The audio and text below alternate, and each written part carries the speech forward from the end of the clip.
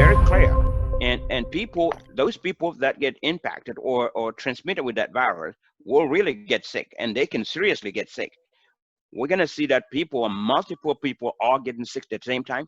And it's been over a month now, where if people were impacted from the ferry terminal and the market, we would have heard a lot of serious cases. Maybe not death. Yes, there will be some people that will die if they were really impacted with this COVID-19, just like how people are dying in New York. Okay, so we would have seen all of those evidences, but we're not seeing them. Is the government doing enough to test all these people to show us that? We don't know. Yeah. So it's safe to say that the first two people that were diagnosed with this came from outside. Close the outside borders. Don't let anybody in. Let's contain what we have, but still open up and really get on television every day and sensitize people about social distancing. Get on that and educate people about social distancing. Now it'll be up to the people to, I know as the head of a household, if you need food, since the government didn't give you everything that you need, they gave you a bag of rice with a gallon of oil. Well, what about the meat or the fish that you're gonna cook? What about tomatoes and onions and all? For people with family, food is very important. They've got to eat and they will go out. So educate people about social distancing, what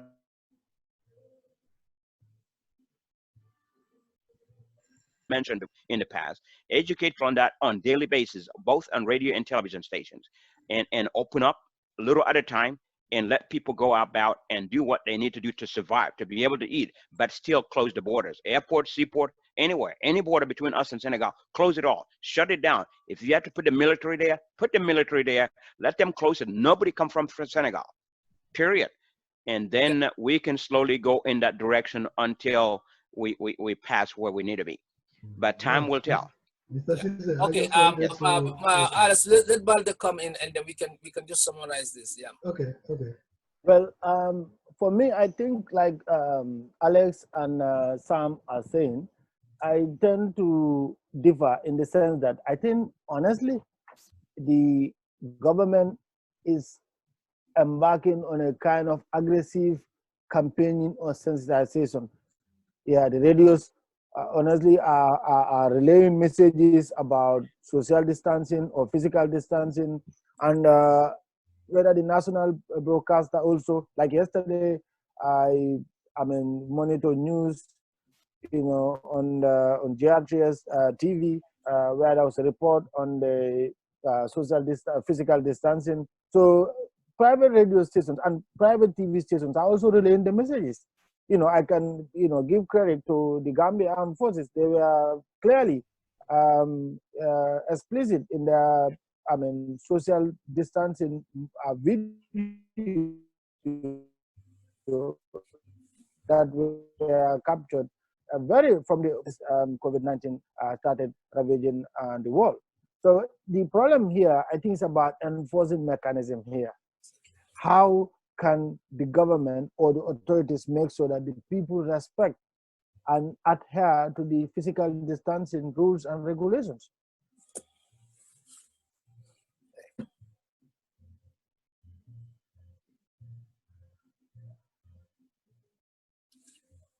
We're not hearing you, Baldeh. Hello?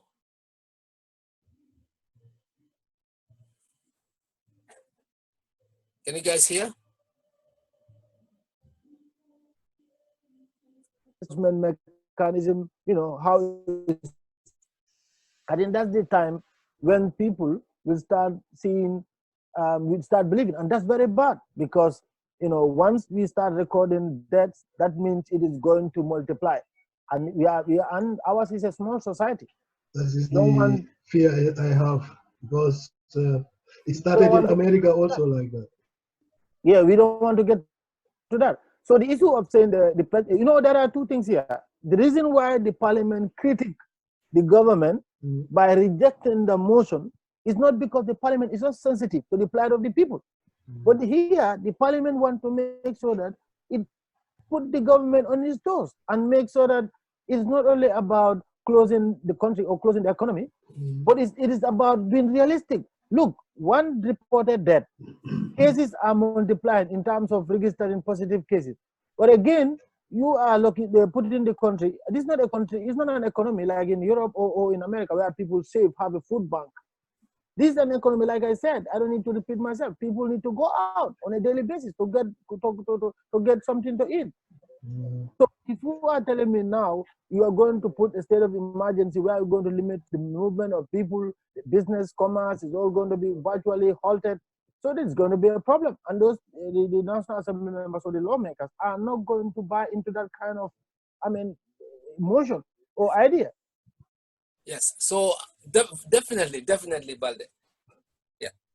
So I think, just to come to the conclusion of this topic, I think you guys have spoken.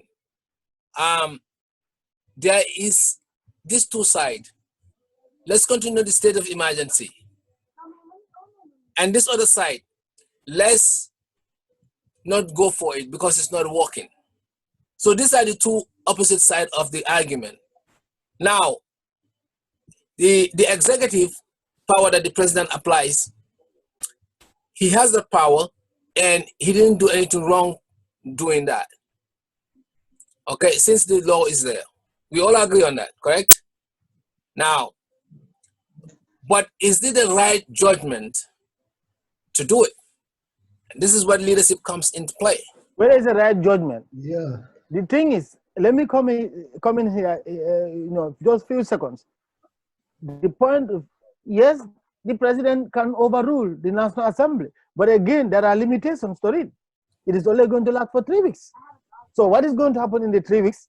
God forbid, if there is a spike in cases, is the president going to say, okay, again, let's put a fresh motion to the National Assembly and say, state of emergency. The same National Assembly is going to reject it again if there is no need for it. Is the president again going to come back and say, okay, again, I'm going to overrule, let's go for another 3 weeks? But I think, so Mr. it's going to be So like, at some point it will stop. But I think what we have to understand here, what some of the points that you guys said, I believe Sam, why not come into the middle? Why not use precautions, close the borders? I think that idea our audience would actually accept that. Close the borders, that's one. At least nobody's come from Senegal. They said that Senegal, I'm not here to say Senegal is the one who's bringing it to the Gambia. I don't want to be in trouble, but at least nobody coming from the borders would be okay. You guys agree with that? Border closed, right? Yeah, because they are all coming in and all these countries are having also some.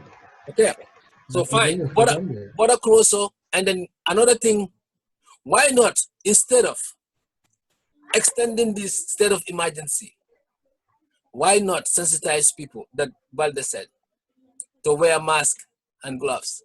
Yeah, but these things... Sawaneh, it is actually there. The sensitization is there. The problem now, honestly, we can't say that people are not sensitized. Look at all the TV stations, the Paradise, QT. No, what about our local people who are not watching TV stations, who are not in internet? That's the problem. I once said it here. So when I say sensitization, I don't mean social media. I mean legwork. Let's go to community, village. You mean house to house, house to house, field work. Field work. Yes. Give them. Let the government invest in masks. All the money that they get from the World Bank, under the 500 million. Okay. Give everybody a mask. And enforce it. So now people can go buy their business, but everybody who's coming to the market, you can put on your mask. Deploy the military. What is the use of them? Gambia doesn't have any war to fight anyway. Because we will not win anything. So why not use the military to enforce it if the police are not there, or the police are not, there, begging for tips. So what I'm trying to say is that, we can come to the middle, eliminate the state of emergency, and sensitize people in the village and social media to wear a mask and enforce that. Yeah, Mr. Sawaneh, the same problem we were having here too, since the police started to arrest people. When they drive with their cars, when they see that people go too near, they tell you so forth to make a distance, things like that. you know, because it can be a law, but you cannot control everything. But at least that will minimize the spike of the case. Yeah, but what do you think? What do you whether think, we can Sam? afford that in Gambia is the thing. Then you have to arrest the whole market, for example.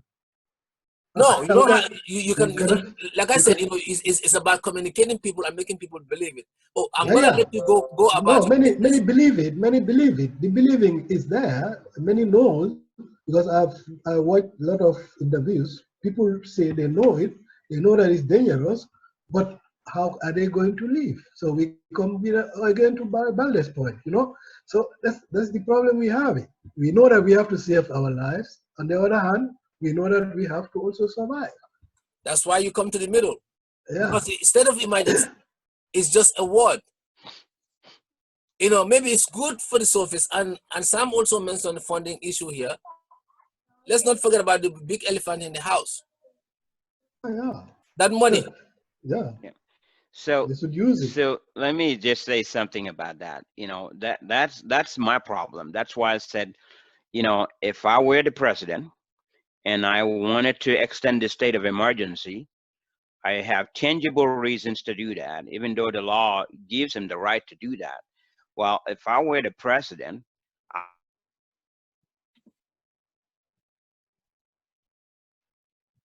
emergency, I would have come in and said, Minister Soto, you're fired.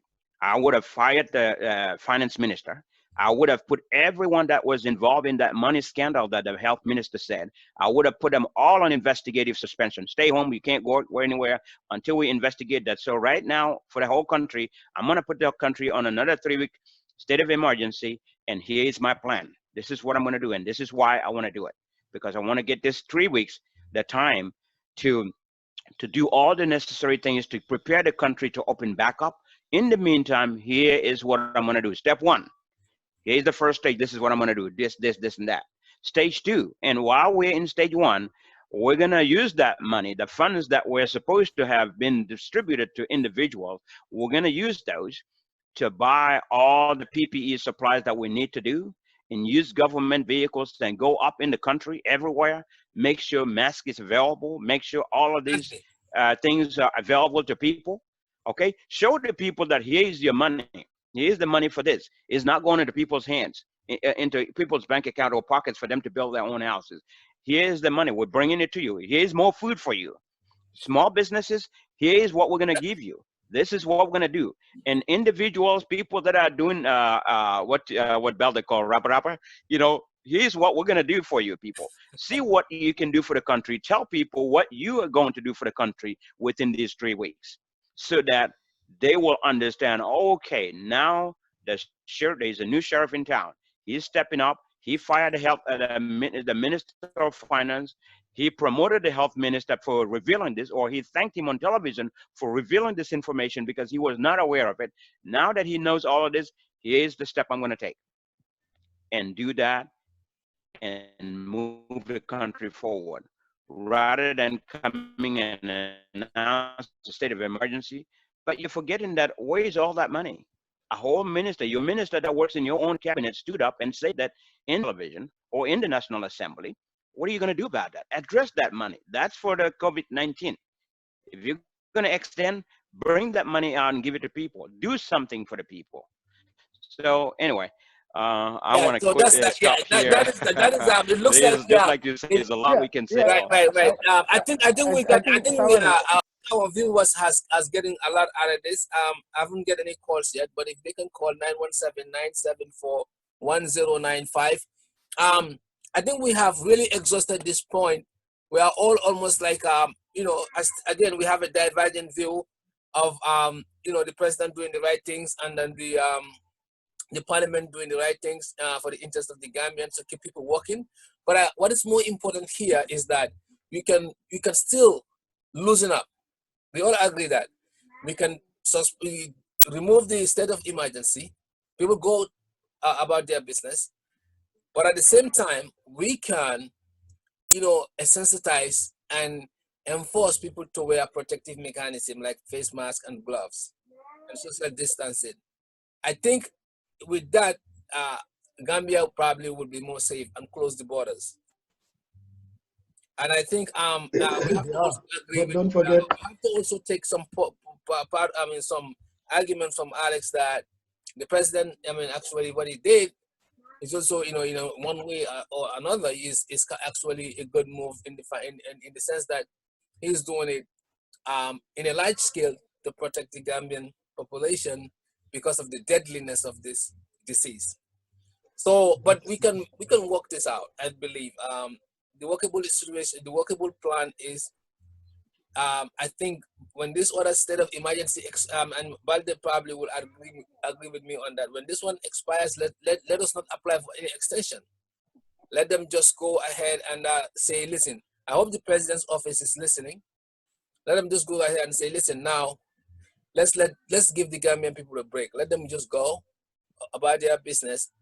Let's enforce social distancing by educating them to wear a mask. Let's invest on masks and give it to people, and let's see how much help we can do to individuals who are really struggling. I think, Sawaneh, with due honesty, the people, the government should step up further. I think with the last point you mentioned about distributing masks, I think that's the solution rather than locking the country or the economy. Because at the end of the day, we cannot go back and forth to Parliament to seek for extension, and the government and the Parliament will critically look at it, because like these points we are talking about, the Parliament knows what is happening.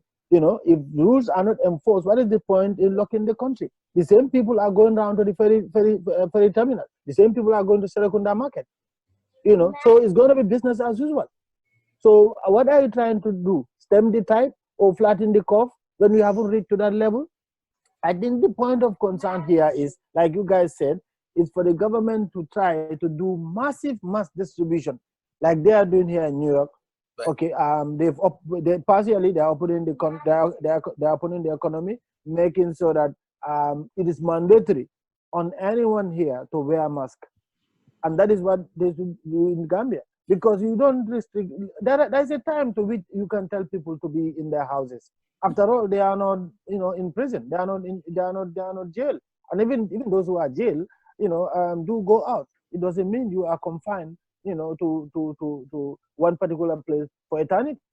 There is a time that which you to go out.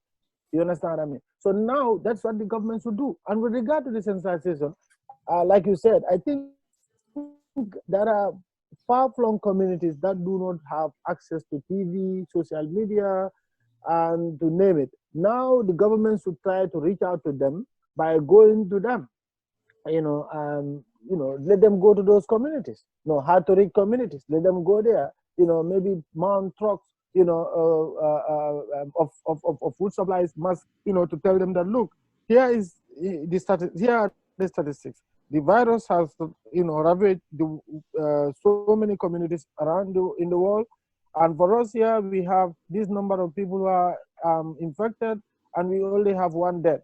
I think the ball game here, Mr. Sawaneh, is that when you look at the statistics, there is no need for the people to fear.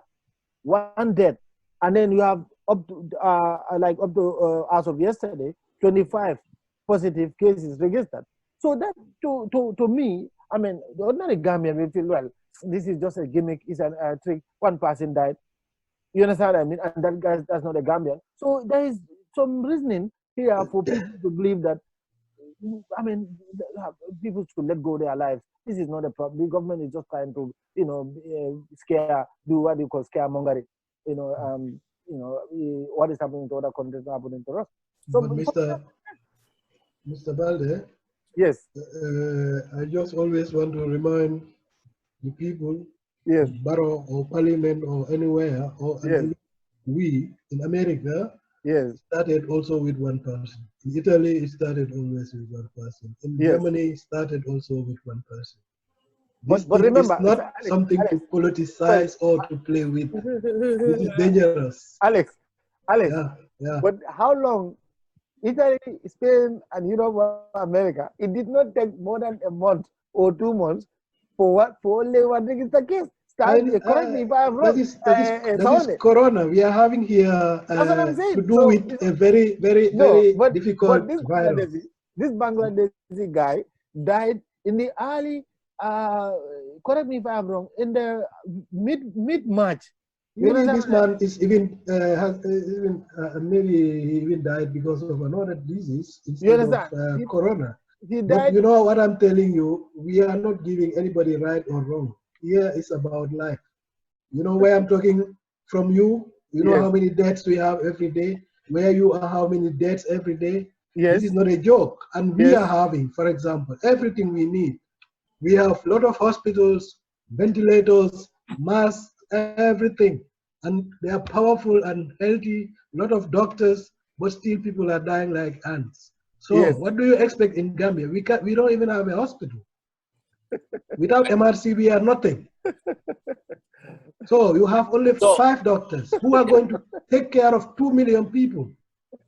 Understand? So this thing, it looks like this Alex is putting himself in the shoes of the executive, the president. No. Nobody. I'm just trying to be realistic. I'm not political. Don't compare me with Barrow or anybody because I'm just saying you are seeing things from the view of them. I'm just saying. Not from them. I am seeing it from my view and from your views are similar. Okay, your views are similar.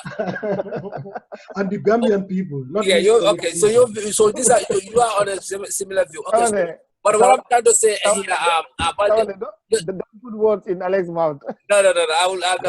I mean to say, he wants to make me one person. Maybe the views are similar. The views are similar.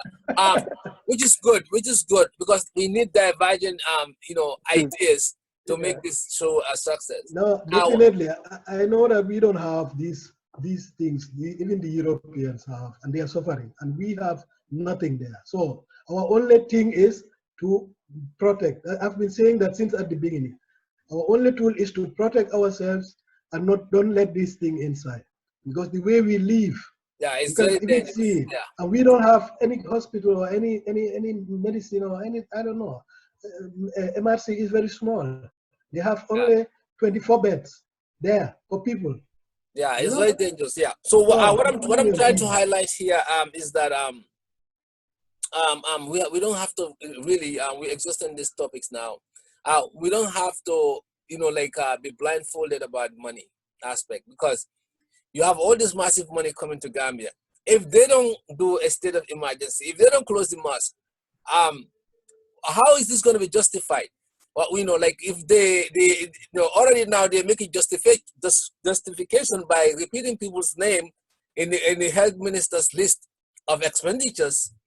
So something has to be justified, Hey, people, I'm not gonna enforce it, but let's have close the mosque. Listen, closing the mosque. I know this thing can transmit because the crowded mosque. But why can't you apply social distancing in the mosque? Why can't we come with a strategy and say instead of if the mosque takes 100 people, let's divide it into 3. And why can't we pray with a mask? There's nothing wrong with that. The mask doesn't interfere with prayers. And then do social distancing, like from 6 feet, and then let's pray. At least people can go to the mosque. People don't want to be praying at home. Like today, I had to lead my for the first time in my life to read a quality of prayer, which is not hard to do. But gee, it feels different, right? So let's be innovative about this. Come on, people. Let's not, God might get angry, man, for not, praying in the mosque for months and months, So, Mr. Sawaneh, God will not be angry because He knows what's going on. No, I'm just saying that, but but let's conclude this. Let's conclude this show. This portion, and I believe we don't have much time because we're about an hour. I think we have really done a wonderful job as a team to get this to this level. Constitutional review draft. Do anybody has anything on that, or do you have anything to say about this before we move to that one? Talk about it. Constitutional review. Yeah. Or do you have something to say about this before we conclude this? I think, like Alice said, we talked about it last time, and for me, the only thing I want to stress there is to take away the powers from the president and give it to the National Assembly that represents the people. That the 1997 Constitution was put in place during the APRC or AFPRC time to protect them, not to protect the people. So they gave themselves a lot of powers, a lot of abilities to do certain things, anything they want to do. So, but just little things. We need to change that and shift that power from the president to the National Assembly, because the president is him and the executive. They can make a decision with just them. There are more people in the National Assembly that represent their constituencies, and they can make decisions for the country. So they need to take the power. That's all I want to say. There's a lot of things in there that need to shift from the president, from the executive to the legislature. That's it. And you see, you still believe diaspora should vote, right? And they should be Absolutely, they should vote. You know, why not? They're Gambians. You know, they should vote. All of those need to So change. do you think they can make that adjustment in the parliament or no? I was speaking to Baldeh about that. Is that something that doable or not? Referendum for people to vote, right? So I think the National Assembly should be able to look at that and make adjustments. You know, National Assembly can adjust anything that's not an entrenched clause. Anything that's an entrenched clause has to go to the people and for people to vote for that in a referendum. So I think they should be able to make those changes there to make sure that this is inclusive. It doesn't. I mean, there is an American embassy in Gambia. Those people in Gambia there can vote. They are voting every year. They vote. So why not Gambians overseas be able to vote?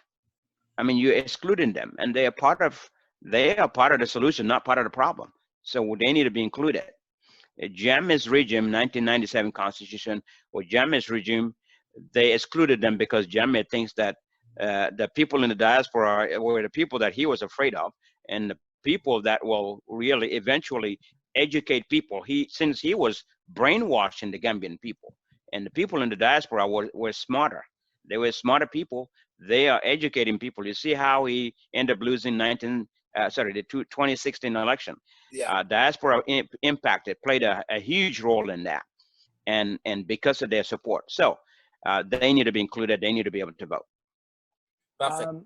I think Sawaneh, this draft constitution has generated a lot of storm, and I think it will go through a referendum. Ordinarily, I wouldn't have.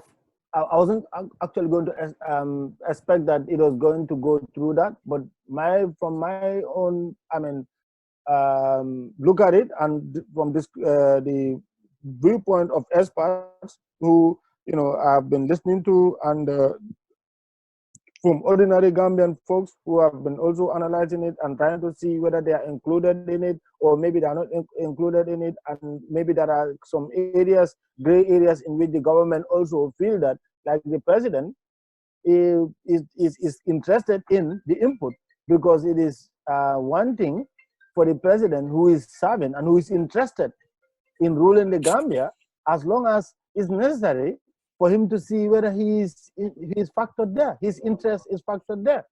And once it is not there, what is going to happen is that the president will make some suggestions to the National Assembly to make changes, and then the National Assembly will say, no, there are some elements we don't want to expunge from the Constitution. We want to leave it there. It will generate the controversy, like as you can see in the how to call it, in the special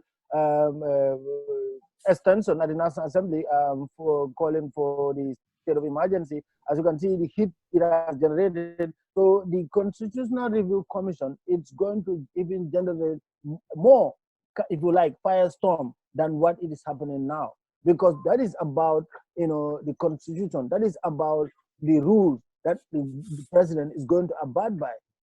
So once it gets to the president, once the president say, as they put it, it is gazetted now, it's going to the National Assembly in August, September, they start debating it. Now, what is going to happen is that once the National Assembly debated, it's again going back to the president. The president can say no, because this is what the president can say, no, we are not going to argue. The National Assembly will say, look at it now, it is not going to stop at National Assembly. It is now going back to the Gambian people through a referendum. Because then it is a contentious issue, so it is not going to be only limited to the executive and the legislature. It is now going back to the people. Let's vote, yes or no. And when the people say no is no, then we have to go back to drawing board. Take option A. That is, we try to see, put the input. What are the contentious issues that were responsible for the lack of approval by the electorate? And if people say yes to the constitution, it's a bitter pill to swallow. Whether the president likes it, or whether the executive likes it, or whether the National Assembly likes it, the people say yes. You cannot veto the people. This is the people's voice. The electorate have spoken. So that's the point. So I actually see this constitution going back to the people, because if it goes back to the people, then I think it will stay like it is. No, you can't say that. You can't say that, Sawaneh. We are sitting here in New York, America, or Germany. What the people are saying on the ground, these are things that the media will not cover. And then, so far, it's only the elite who seems to be coming out to explain their interest or the lack of it. But the people are listening. And National Assembly themselves, who will be beating their chest to say that they are speaking, for the people or for the electorate, this is what they want. I mean, at the end of the day, it's not going to resolve it. Honestly, I see it going back and forth. Once from the executive in August, they start debating, and when they start debating, the National Assembly will say, no, we need to get this out. The president again will not assent to it, because it's like a death sentence. The president will not hang himself. He's not going to assent to it. But my advice is, in this case, only to make it simple, that Barrow just leave it as it is, because no, he's not going to. But the thing is, the reason why I'm saying he's not going to, honestly, if he has not registered a party like the NPP, I was going to say, he's going to let go, and after all, he's going to say, I'm not interested in going for a term, for the next term, so it's okay. Let the next president be tied to it. But for me, it's okay. Maybe the next president can say, no, this is like a shot in the leg. I'm not going to allow myself to be put in a box. You understand? Yeah. So let us make sure we change it. Certain portions of it to suit the incoming president. But now, if Barrow has an ambition to lead the country with his registered party, NPP, so he's not going to allow it. No. But the thing is, who is promised to be the next president in the Gambia? Nobody knows. On 2021 is at the door. Yeah, but so whether he is fighting for it or fighting that for another person, the play field is open. So for him, my advice to him is just to make things easy, so that they pass this new constitution. Then it's gone, which can be also a big advantage for him later, or other person. But to fight remember, Alex and Sawaneh, already the Supreme Islamic Council and the Gambian Christian Council already have their take on this constitution. Let me give you a gist. Let me give you a tip. The Supreme Islamic Council, seems to see some lapses or the lack of it, in the draft constitution. And for the Gambian Christian Council, they are also concerned about the issue of secular. So ultimately, the tip I'm giving you is that is tilting to a no vote. Yes, because the Christian Council want to be assured, and they are not assured, because the former president made a declaration overnight in Brufut that the Gambia henceforth is an Islamic republic. And their fear is, what is going to stop the next president from proclaiming that? Yeah. What is not written in the constitution is not written there. So what is it going to? So everyone here is looking at their interest. Yeah, that's what we have to stop in the Gambia, because everybody is always, I've been saying that every time, everybody now we can now we definitely have exhausted, I believe, with time. I don't want to like our viewers to get exhausted after one hour. But you guys have mentioned a very important thing when it comes to constitution. This thing is gonna drag. That's my Yeah, obviously. It's yeah. we are in it So for a long ride. the election is 2021. 21, yes. Would this be able to be dragged in such a way that the election will be postponed, or you think we're still gonna go ahead with it? Well, that's a very, very interesting question. When then the next president can continue with the constitution, and when it's not done up to that time, then the laws are how to call it, going to be taken from the old one, because it's not like that we don't have a book. We have a book. It's an old one. Sam, what do you think? Well, we currently have a constitution that they are trying to amend. If that amendment of the constitution is not done, we go by the old book.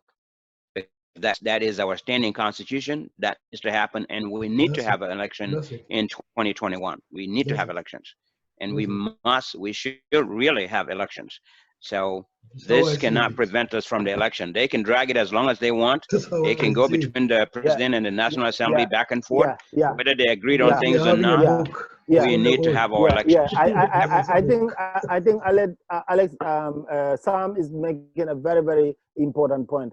I mean, I'm not an expert in constitution or issues of governance, but I think his argument actually holds water, because one cannot put the whole constitution and say, okay, because that constitution. But remember, there's a constitution in place. It is not like if everything is now put in a box like a military rule. If God forbid, if that was a military rule, the military was going to suspend the constitution, because ultimately constitution do not care for military rule, because military do not come through the power of the ballot, they come through the barrel of the gun. So ultimately, if there was a military rule, I would say no, there wouldn't be election unless there is a new constitution. So, but because we are in a civilian administration, a democratic dispensation, ultimately, whether the draft constitution drags on, when it gets to the election calendar, there is no way that election should change. It will take care of itself. Maybe the incoming president or the incumbent will happen to win, and then again the debate continues as to how to go. It's going to be processed. But then it is. But for Barrow, it will not really sit well with him. That the fact that when they came to power, one of the major promises they made was to change the constitution. Now, if it drags on until election time, and there is no time, that we have to go into an election, and then the new constitution is not. No, that's not a government for him. It's not a good government. I mean, yeah. Well, it's not a good thing. Yeah, that's just like the same agreement you have with this. At the end of it, step down, and didn't step down. What happened? He continued. When we get election time comes, we have the 1997 Constitution. We're going to go back, and if he is out, just like that. Wow. And then life goes on with the new Constitution. All right, with so the new National Assembly. That brings us to the end of this show, folks. I think you guys have definitely exhausted and probably put out there what our viewers definitely want to hear. I hope they will take away something from this. And again, we come here every Sunday to give you our take about the situation in the Gambia and elsewhere. We are not only limiting our discussion to only Gambia. We're going to look into global issues on different areas: environment, agriculture, things like COVID-19, which is definitely a global pandemic, and other areas, so that our viewers can, will not be only limited to Gambians, but elsewhere as well. So I will encourage our viewers to call us during this show so they can interact with us with questions and concerns, and we will be able to provide them, whatever our thoughts are. And again, this is a great panel. Folks are very seasoned in what they're talking about. and then they make great points. And nobody is perfect or knowledgeable of all, but we try. We're gonna also look into bringing guests into this program starting next week. Right now we have the Eid prayer, so most people were busy today. So we just want to come here and share our thoughts with you while you are eating your food at home, enjoying with your family. We just want to come and discuss while you having something to to listen to. But again, this show is definitely worth doing, and it's worth watching, because we are not personally attacking anyone. We are not party affiliate when we come here, even if we have we are sympathizers of different parties or different groups. We take that hat off when we step down, when we step up here. We try to be fair to our elected officers, especially our president, giving him a benefit of the doubt. And sometimes they even watch us, which is great. I mean, they give us some feedbacks. And last time I invited the office, but I couldn't get anyone, and then we tried to engage them. Engaging your leader doesn't mean you're supporting them, but it means they're getting best out of their citizens, and that's what will help our country grow. I don't believe in sitting not saying anything, especially in this democratic environment. Maybe in Gambia time, where it was really a taboo to do so, and you're putting your life at risk. But in this generation, nobody should have an excuse. So let's come out here and discuss, guys. Alice, Sam, Ebrima, Baldeh, you guys are great. I mean, we're gonna be putting forward wonderful ideas and wonderful topics I think we bring up here every week. And let's try to do what we like to do for our people. Your final takes before we close. Thank you very much, Sawaneh. That's it for me. Thank you very much. All right. Sam, your final take. Sam, your final. I just want to say it's been a pleasure again, as usual, to see all of your faces here and to have this wonderful debate here and talk about our country, because we love our country. We're here to help. We're here to do what is right for our country. That's why we all come together with our brains and brainstorm and talk about things that will help our country move forward. At the same time, I'm not in the favor of anything that is against the people or the will of the people or any government. It doesn't matter who they are. If there's a government in place that's not taking the country forward, I want to give them ideas to take it. If they don't take it, then I'm not going to support them. I want to talk about the next level, next election. Let's change government and get somebody else. Until we get the right people in place, that will move this country forward. So I'm here for my country. Thank you all. So you are a nationalist. And I believe everyone in this panel is a nationalist. We are a nationalist panel here. Alex, your final take. Gambia. I see only Gambia. Okay. I think he's wrong again. Mr. Sawaneh. I say Gambia. I see only Gambia. He's not hearing. Can you hear me? Yeah, we can hear you. We can hear you. Yeah, you got it, no? I see only Gambia. You are also a nationalist. A pure one. We have Pan-African nationalists here. That is right. Yeah. So, by the way, there's Pan-African Day coming. I think Baldeh is going to be speaking about that. You can watch him on that the theme. So tomorrow. Yeah. Baldeh, you can share the information, all right? Thank you. All right. Thank you, guys. Thank you. All right. So I think we come to the end of the show. Thank you all. Yeah, thank you. I can leave. Okay. Baldeh, you have something to say? Thank you very much, all viewers and the panelists. No, it's okay. Thank you. Okay.